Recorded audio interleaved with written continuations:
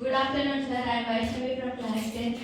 Can you suggest some tips to become successful like you?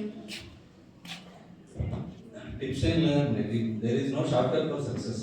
ఎప్పుడు కానీ ఇప్పుడు 5 నిమిషాల్లో చెప్పినంత మాత్రాన సక్సెస్ అనేది ఎట్లా అనేది చెప్పలేము.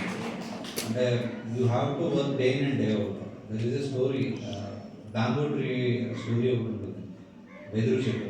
సో కొన్ని రకాల చెట్టు ఏంటంటే సో 5 years వరకు అది పెరగదు. 5 years వరకు అది ఎంత ఉందో అంత 5 years వరకు ఎంత ఉందో అంతే ఉంటుంది. 5 years తర్వాత ఎవ్రీ ఇయర్ చాలా ఫాస్ట్గా పెరుగుతూ ఉంటుంది అన్నమాట. సో 5 years దాకా ఎందుకు పెరగదు అని అంటే అది అంత ఫాస్ట్గా పైకి వెదురు చెట్టు బ్యాంబూ ట్రీ అంత పైకి పెరగాలంటే కింద రూట్స్ అంత స్ట్రాంగ్గా ఉండాలి.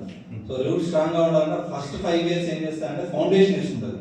సో చాలా భూమి లోపలికి వెళ్ళుకుంటూ వేలంతా లోపలికి పోయి రూట్స్ అంతా కూడా స్ట్రాంగ్ చేస్తుంది. సో ఆటోమేటిక్గా 5 years తర్వాత ఆటోమేటిక్గా పెరుగుతూ ఉంటుంది అన్నమాట.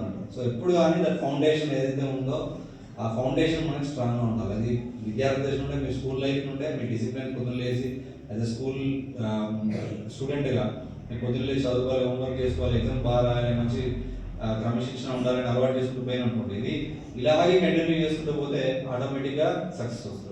సో ఇంకొకటి ఏంటంటే కన్సిస్టెన్సీ అనేది ఉండాలి.